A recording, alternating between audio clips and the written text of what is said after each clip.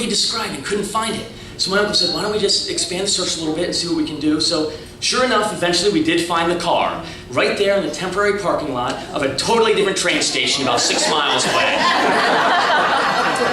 So that was what I learned about humility. I'm sorry, humiliation.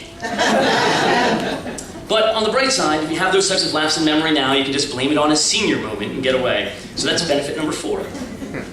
As time went on, after a few years of his own, despite John's looks and personality, he was lucky enough to find a woman willing to marry him. I mean, he did have to travel over 700 miles to find a girl who didn't know any better. And she was from Tennessee, so marrying someone from the north was sort of like marrying for a green card. I mean, you've heard about marrying up. Down there, they just call it marrying north. But I'm not going to make fun of Amanda anymore tonight. She's suffered more than enough for her choices. Along with being a husband, John's also been a father now for almost a decade, a mere quarter of John's life.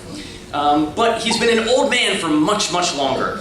You know, you shouldn't even really feel bad about turning 40. You wanted to be 40 since you were 15 years old. He's taken it a personal challenge to be grumpier and more stubborn than his peers at every stage of life. Someone recently told me that 30 is the new 20, but thanks to John tonight, 40 is the new 58. John's favorite childhood game was Trivial Pursuits. He's been complaining about obnoxious teenagers since he was 12. He's been preparing for retirement since he was 17. Actually, that's a good one. Yeah, Andy and I are going to need a place to live when we burn through all of our cash. Have I mentioned how good you look for your age? I shouldn't lie. John has had other old man tendencies as well. Since he was young, John hates being late. There's nothing wrong with being punctual, or so I'm constantly told. But John has never really actually even been late. For him, a better word would be less early. And John hates being less early. A lot of people like to catch the previews before a movie. Some people even like those goofy trivia questions first. You go to the movies with John, the screen is off and they're sweeping up the popcorn from the show before.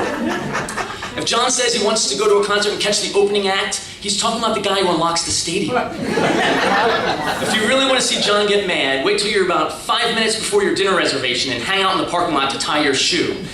If you take the time to tie the other one, you're going to find yourself all alone, left to go in and bear the shame of being less early than any respectable old fogy.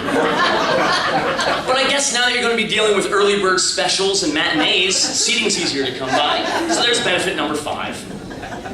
Speaking of which, if I go on for any more minutes here, I think John's going to fall asleep in his chair because we're burning way past his bedtime. I think a few of you out there may have already fallen asleep. So I know it's also customary to let the roastee have a chance to say a few words, and just so you all know, it's proper etiquette to laugh no matter what he says. So John, let me finish by saying this. If nothing else, you've made a lot of people very happy tonight, mainly the people who couldn't make it. Happy birthday.